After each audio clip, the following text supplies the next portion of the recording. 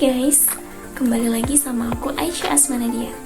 Pada kesempatan kali ini aku bakal ngejelasin tentang kecelakaan kerja, penyakit akibat kerja, dan aku bakal kasih satu contoh profesi pekerjaan.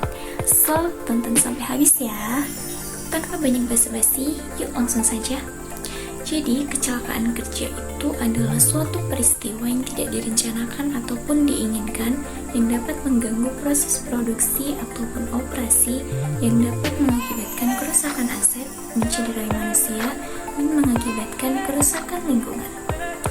Kecelakaan kerja dibagi menjadi 3. Yang pertama, kecelakaan pada saat melakukan pekerjaan. Kemudian yang kedua, kecelakaan akibat langsung dari pekerjaan. Dan kemudian yang ketiga ada kecelakaan di perjalanan, baik itu pada saat ia ingin pergi ke tempat kerjanya, kemudian pada saat ia pulang dari tempat kerjanya tadi. Nah, adapun pengklasifikasian cedera akibat kecelakaan kerja, yang pertama yaitu cedera fatal atau fatality, yaitu kecelakaan kerja yang dapat mengakibatkan seorang karyawan kehilangan nyawanya.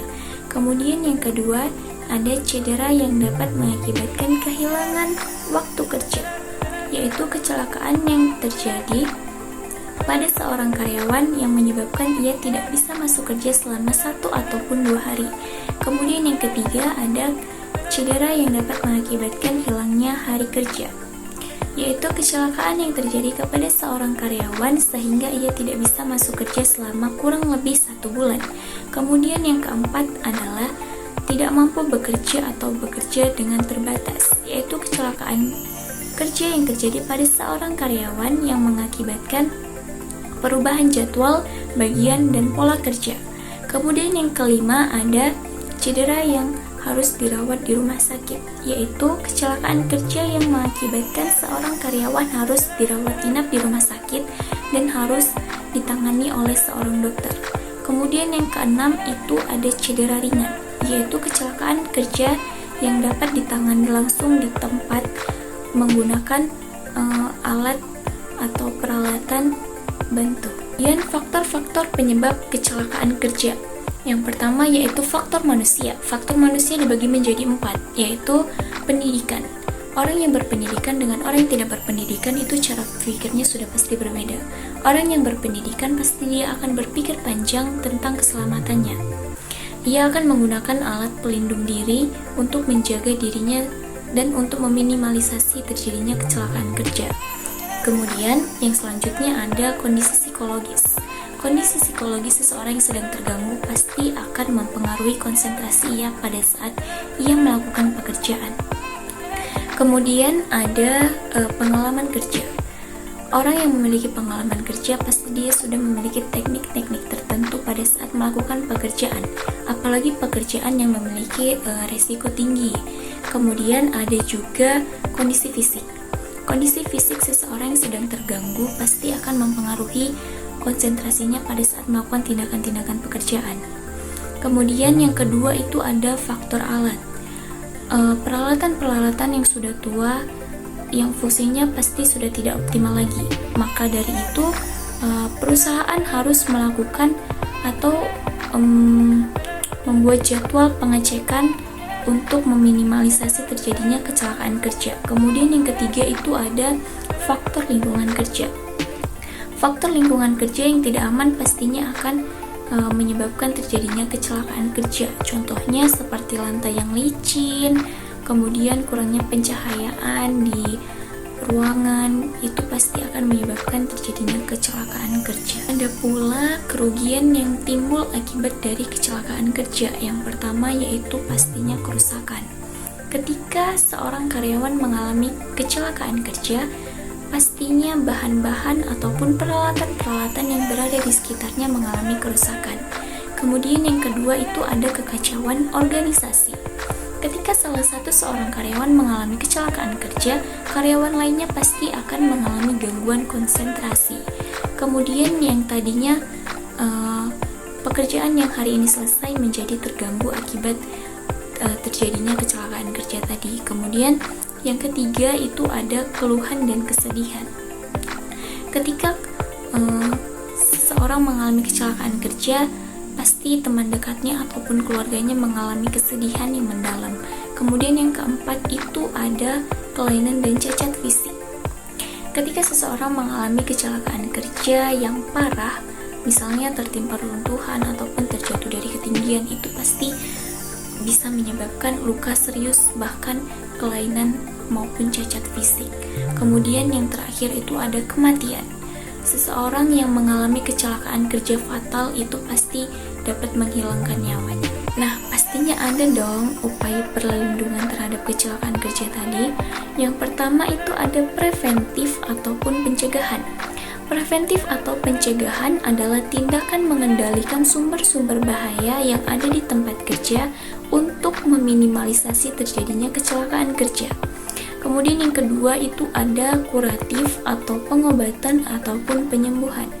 Kuratif adalah pengobatan ataupun penyembuhan ketika terjadi kecelakaan kerja. Kemudian yang ketiga itu ada rehabilitatif ataupun pemulihan.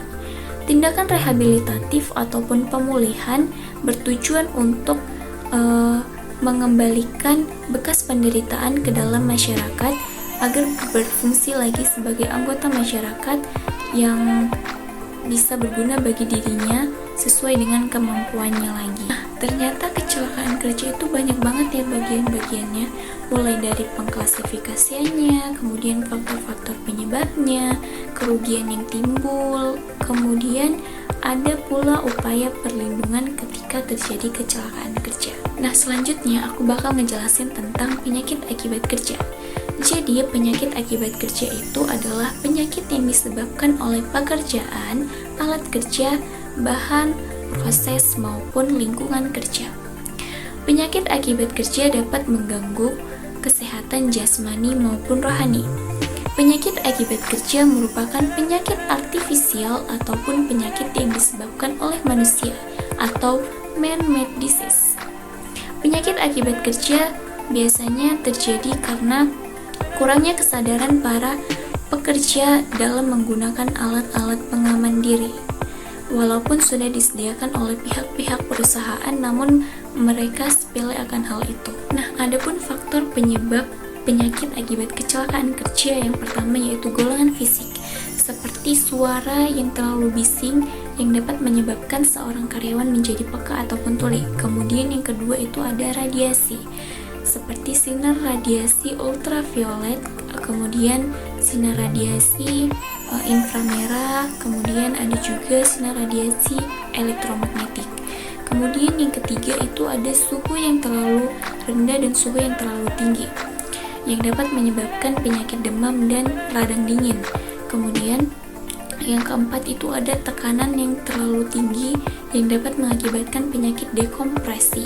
Kemudian yang kelima, pencahayaan yang terlalu terang dan pencahayaan yang kurang terang yang dapat mengganggu penglihatan. Yang kedua itu ada golongan kimiawi, seperti uap yang dapat mengakibatkan keracunan gas, kemudian ada larutan yang dapat mengakibatkan penyakit kulit, dermatitis.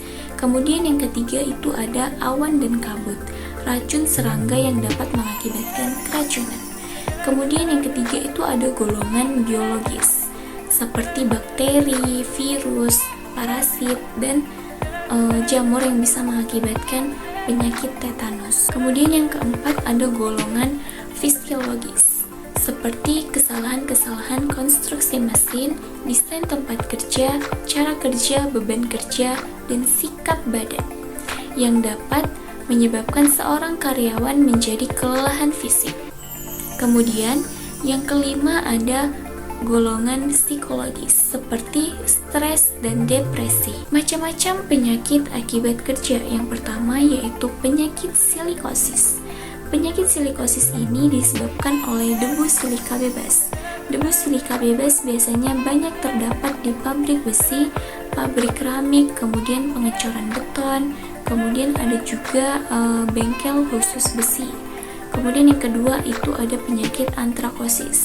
Penyakit antrakosis ini disebabkan oleh debu dari batu bara. Kemudian ada juga penyakit kulit yang bisa menyebabkan dermatitis kontak. Kemudian ada juga kerusakan pendengaran.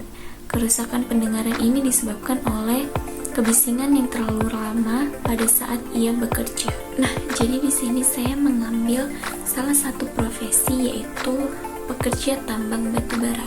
Seperti yang kita ketahui sendiri, pekerja tambang batubara itu salah satu pekerjaan yang memiliki risiko tinggi terhadap kecelakaan kerja.